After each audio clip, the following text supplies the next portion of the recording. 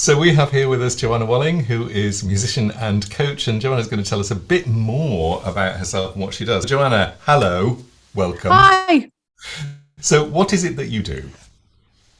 A little bit of everything, if I'm being honest, which has evolved over the last 20 years. So I graduated from the Birmingham Conservatoire as a classical pianist. That was my kind of background. And I very quickly became involved with contemporary music because I took over sixth form. So I was a head of music at a further education college, and my students did not want to learn about classical music. So I very quickly had to think about contemporary music. And I became a musical director of amateur musical societies in Birmingham. And so I then went down the musical theatre route. And so I developed that. So I was teaching, I was being a musical theatre coach, and then I became an examiner. I've done a bit of everything, really. And that's half of my problem is I don't have one job. I occasionally crave a 9-to-5 job. What would I do with the rest of the hours of the day? No, I do lots of different things. The portfolio career. Absolutely. That's me. Yeah. And does this mean you're a fellow Midlander? No, I'm a Cornish girl. Okay. All right. I might not sound it.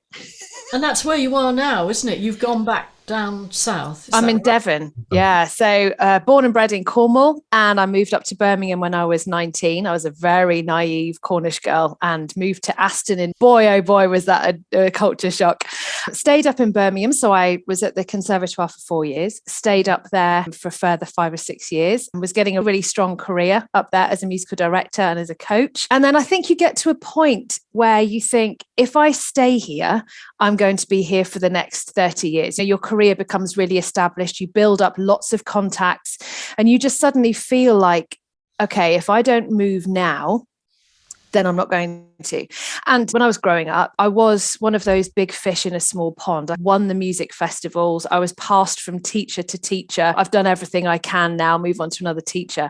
And I'd always said that I wanted to set up a music school for everything from the really budding amateur right through to the gifted and talented that could be stretched and reach their potential without being pulled from pillar to post, and down in the West Country, because a lot of people down here aspire to be in the big city. But that's mainly because they don't feel they have the opportunities down here.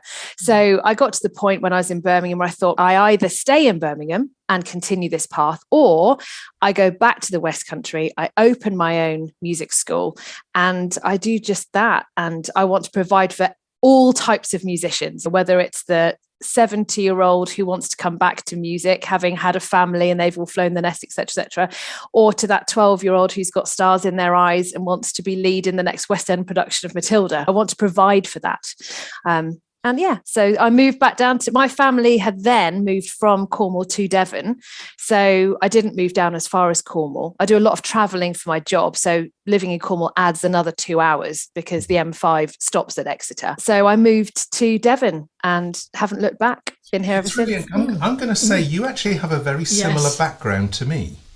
I think we've said this in the past, Jeremy, and the way we teach is very similar. Yeah. And I've already documented the way that I came from being a straight classical musician through to playing for different people, moving into musical theatre, and then vocal coaching. You're on our accreditation programme for singing teachers and vocal coaches. And I want to ask you what was your journey to get from being a playing musician to a vocal coach? Interesting. I love that question because I hope that this resonates with a lot of people, because it's also one of the reasons why I almost didn't join this course, because of imposter syndrome, which is something that you've talked about in your podcasts and your blogs and all the rest of it. So I was brought up as a classical pianist. I actually started on the Yamaha electronic organ, actually, when I was a little girl, 2 manuals, pedals, couldn't sit on the stool because I was too short. So started there. Music colleges didn't accept electronic organs, so I then had to be transferred to the piano, classical pianist. So within the first term of being at the Birmingham Conservatoire, we had to buddy up with either an instrumentalist or a vocalist to learn how to be an accompanist. So the vocalists looked quite nice, and I took a bit of a shine to one of the vocalists. And so I decided to be with the vocal department. And there, I spent the next 4 years. I didn't spend a lot of time with the other pianists or in the piano department because I became fascinated with the voice. And I started being a repetiteur for the vocal workshop. We would have these amazing opera singers visit the conservatoire and run masterclasses. And as the accompanist and repetiteur, I'd be sat accompanying, but I was digesting everything that was being told to the singers. And I was like a sponge, and I was going, this is fascinating. Oh, I better play now. But I was just literally wide-eyed and loving it. And I felt that when I was accompanying these singers, I was connecting with them. I could feel where they were moving. I'm quite an empathetic coach, and I was an empathetic teacher. It's something that you and I have spoken about briefly as well, Jeremy, is that you can tell if a singer is tired or if they're under a lot of stress or if they're emotional, because you've got this connection that can't be explained to anyone else that doesn't that doesn't play the piano or doesn't sing. It's something you can't put into words. And so I was accompanying everything from Schubert Lieder, which is just very programmatic. When you're doing Winterreise, you are the babbling brook and things like that on the piano. And I just became fascinated how you can change your vocal tone to reflect that. So I watched and digested 4 years worth of operatic training. I did a bit of singing myself, but I wasn't a singing performer. I was a pianist. So when I left the conservatoire, I then started doing musical directing, which is you have to do some vocal coaching because you've got a body of people in front of you, everything from soloists to duets. And I just found that I was able to get good results really quickly because I'm empathic. And if someone isn't expressing something with their voice, I was almost taking it on myself. And then I go, okay, well, I could fix that by doing that and then bounce it back to them. And that's how I was getting results. I thought, actually, I'm quite good at this. So when you feel that, it encourages you to do it more. So I then people said, well, do you do singing lessons? And then off we went. So I've never had a singing lesson in my life. That's not true. I've had 2 singing lessons from Jeremy because I joined his slow coach. It's the first one-on-one vocal coaching I've ever had in my life. I've always just been able to feel what's going on with people's voices. I've done a lot of research myself. So I've read books, I've looked at anatomy charts. So I found out about the voice because I have this passion and this inquisitive nature about the voice, but no one's ever taught me about my voice. So I got to the point where 20 years later, I'm happy to say that I feel that I'm good at what I do. But there was always this underlying feeling of someone's going to find me out, that actually I wasn't trained as a vocal coach or a singing teacher, but here she is, parading herself as one. And so you do have this nagging feeling going, I've never had lessons myself, so should I be one myself? And that's where I stop and where I then start my journey with you. That is so interesting because I have to say, even I didn't know that. I've heard you sing, so I know that you can sing. And you have a lot of facility as a vocalist, as well as having a lot of facility as a musician. And you've got fabulous ears, which I think are super important when you're going to coach singers.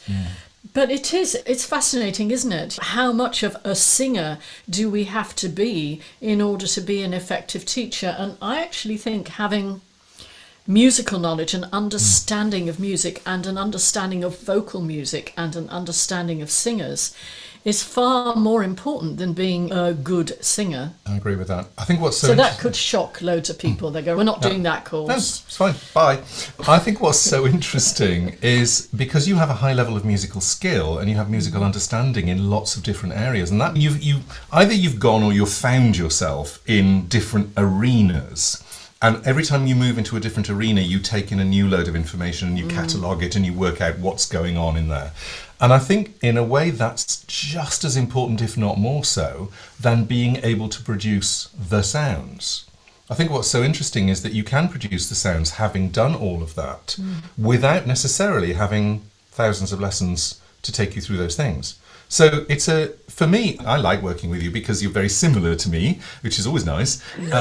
Also, you have the ability to take in and actually reproduce and try things out, which is very useful. And I would think that's going really rather well on this course because we give you lots of things to do.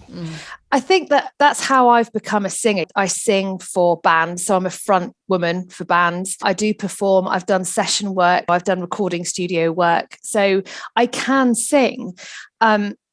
But I think the reason I can sing is just what you're saying, is I've assimilated all this knowledge over the years and gone, okay, how can I develop my own voice? And I do want to point out that kind of saying this to you on camera, being recorded, saying I've never had a singing lesson before, and I'm very aware that this goes out on social media.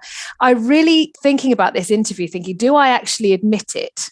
Or do I like skirt over the subject? And I want to out myself. And because I want to say to other teachers who are in the same position to me as finding themselves as being vocal coaches and singing teachers, maybe if they came from a different background, that actually, of course, you can be a really valid vocal coach and singing teacher.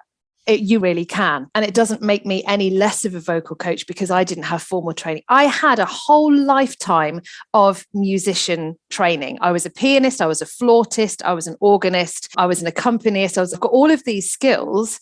I just didn't ever have one-on-one singing lessons myself.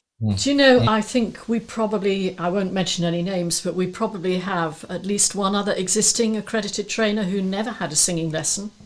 Was a very experienced singer, did a lot of gigs, writes their own music. Is not a great music reader, writes and produces their own stuff, and they are a fabulous trainer. I've seen the results of their work, and I can remember them asking after they'd done some of our early training courses, like you did the OSTTs online.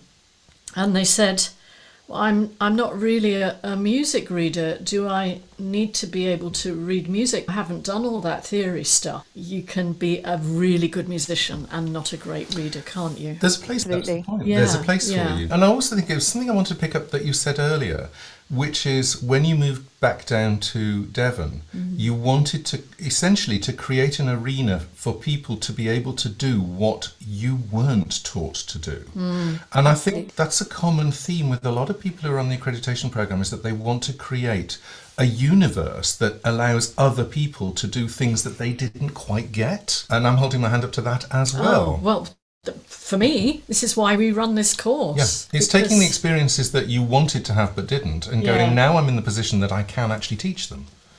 And therefore I can provide people with something that is very powerful.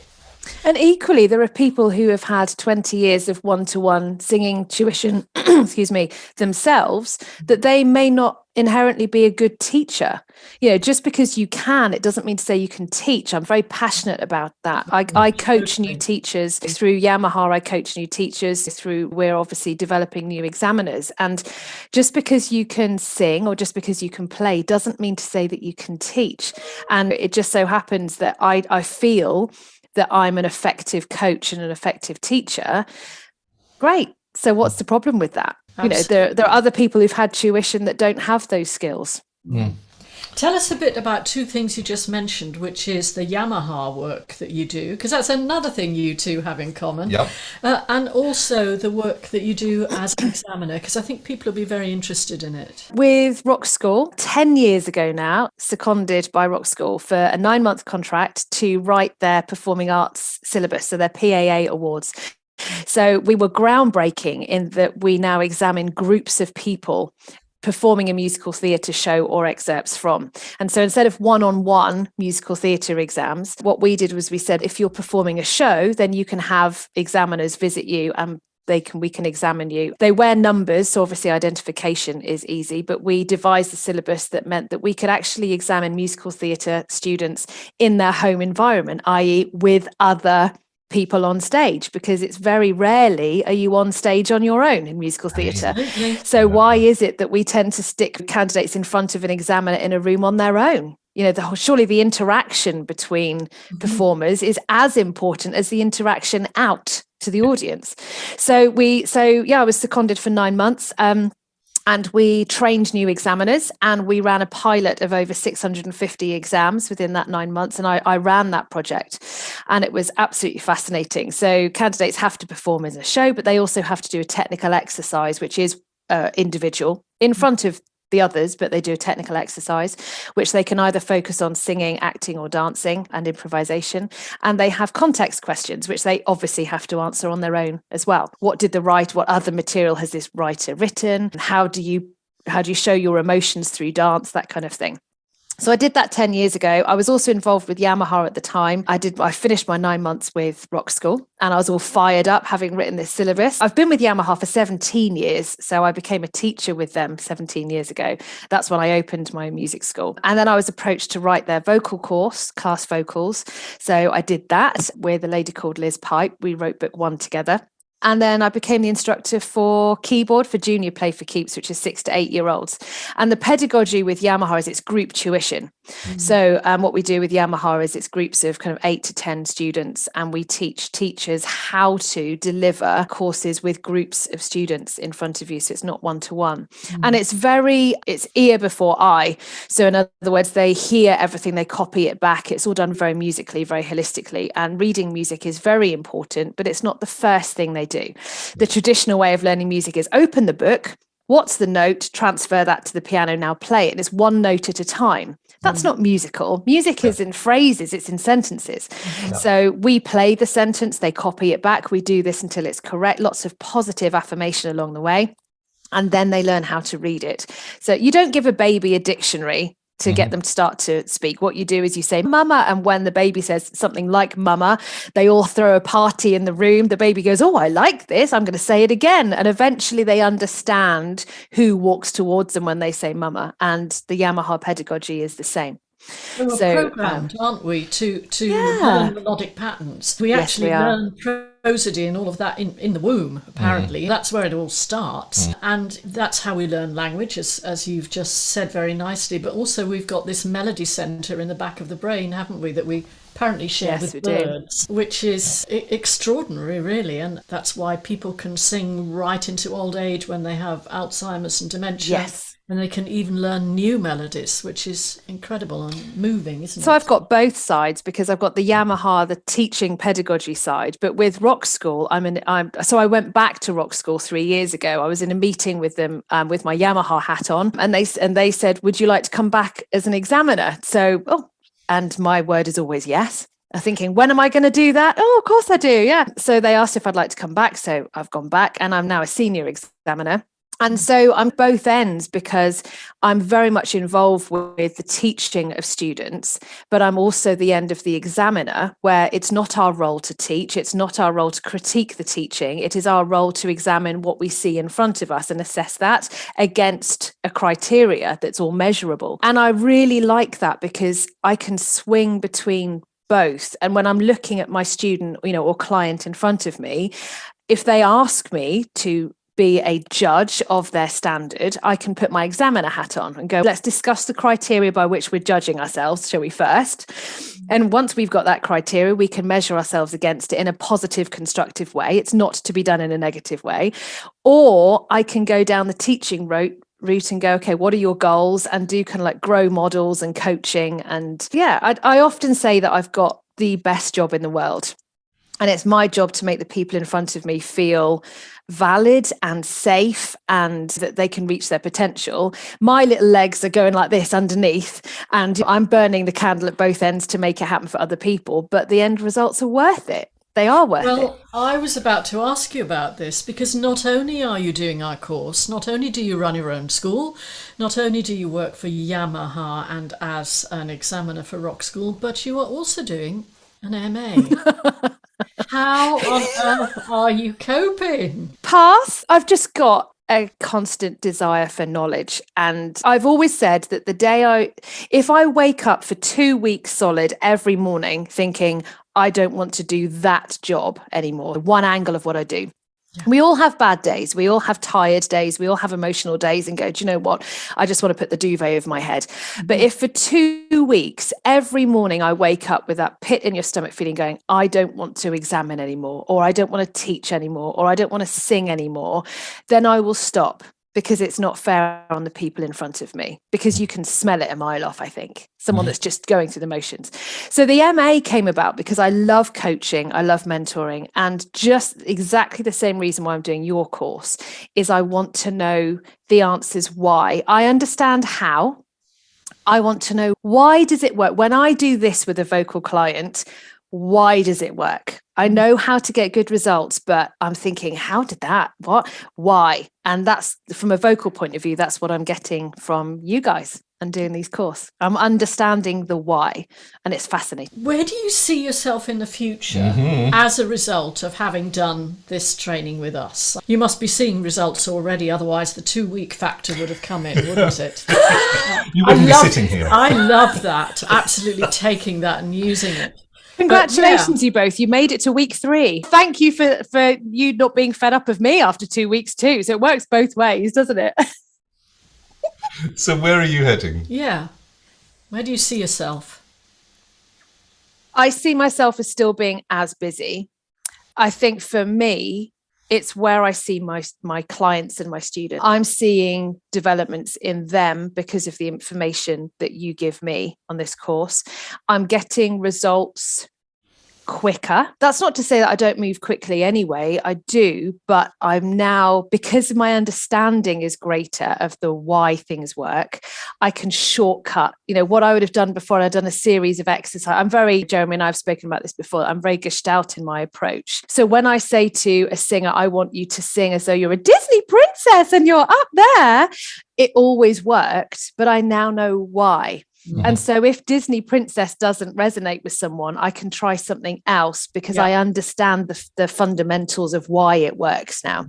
Yes. So where I see myself is I won't be any quieter. I won't be any less busy. I will just be more efficient. And that's what I strive to be, more efficient and better at my job. I think that's lovely. I think one of the things that people have said over and over again in the feedback forms, not just for this course, but for the online singing teacher training as well, is that one of the things they feel is validated in what they already do.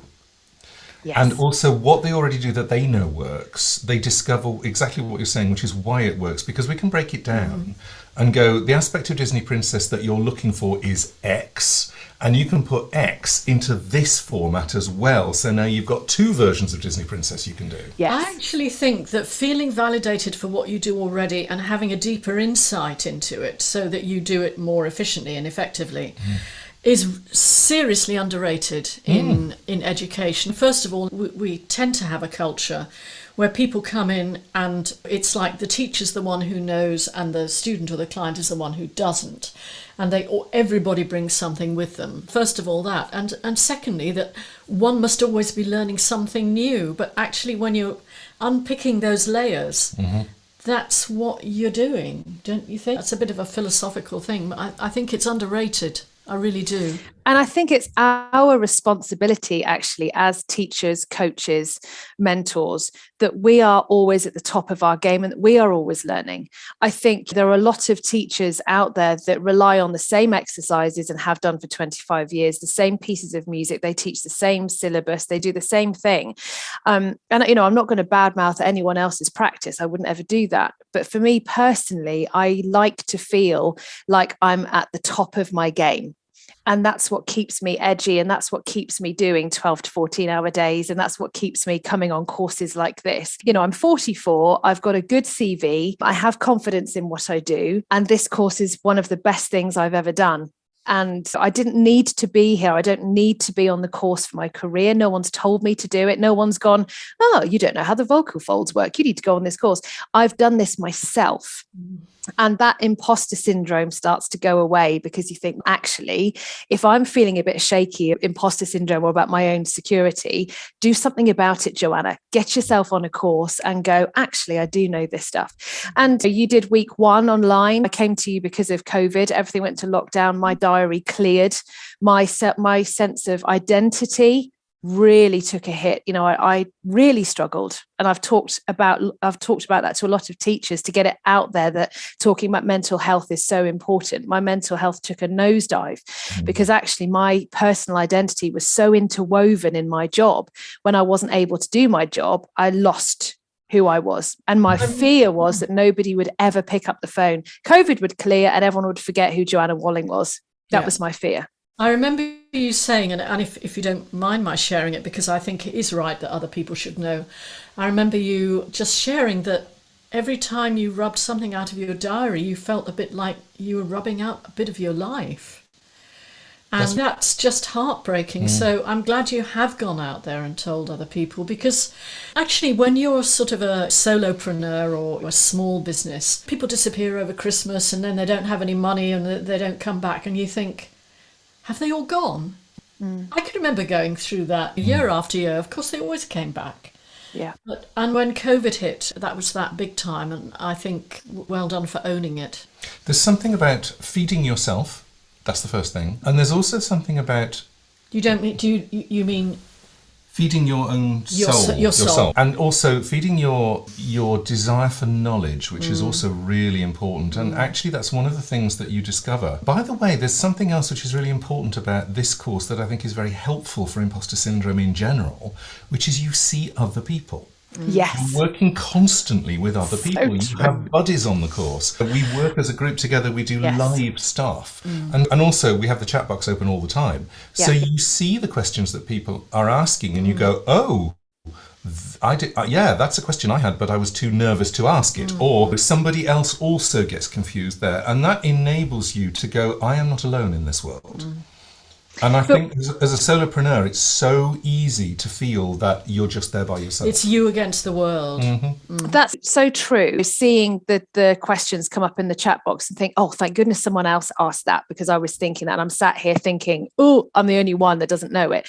But I also have to give credit to you both, because it's very scary. I found it very scary coming on this course, because your whole career, you put up this front going, I'm confident. And by coming on a course, you're almost admitting that you've got some knowledge missing. And then you go through the awful kind of fear of, what if everyone else is better than me? Or what if I do really discover that I am actually an imposter? What was I thinking of the last 20 years being a vocal coach? I know nothing. You go through all of these processes, but you both create such a safe environment that I do ask questions, because I know that I'm not going to be ignored. I know that I'm going to be validated and reassured, and I'm not ever going to feel like I was the silly one, the stupid one in the room. No question is silly. And that environment that you create is gold dust, because for every confident appearance, there is always introverted self-doubt underneath. And you create this environment that means that we can all ask questions, even if the question's been asked 10 times before, and we go, sorry, can you just say that again? The fact that we've got the confidence to say that to you is because of the way you both are with us. You treat us like professionals. You treat us like adults. You don't talk down to us. You don't talk to us like we are students. You talk to us like industry equals, and you are here to fill in the gaps in our knowledge and empower us. And I can't thank you enough for that, because you could have had a very nervous Joanna on your hands that disappeared after week 1 going, I'm never going back there. But instead you had a Joanna Walling going, I need to do week 2. I need to do week 3. There's an accreditation program. I'm going to do that. I can't get enough, because I feel listened to, supported.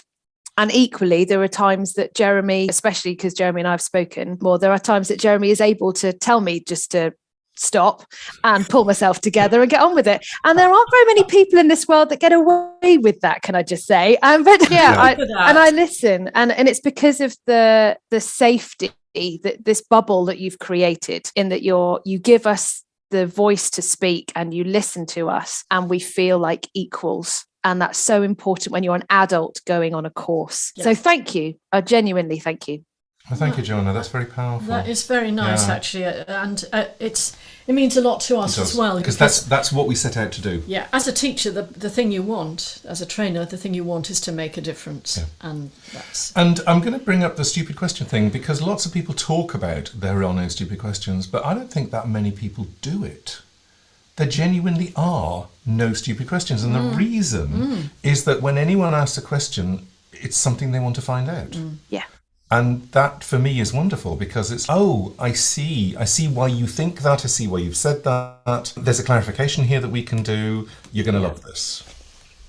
Yeah. So I think we should let Joanna go and have a cup of tea or walk the dog or whatever. But what we'd like first is, I'm sure you're absolutely jam-packed in your business, but how can people find you? How can they find out about you? You know, where should they go? So the music school that I own and run is jjsartsacademy.com. So JJ's Arts Academy, all lowercase. So you can jump on the website, and I have other teachers there as well. It's not just me.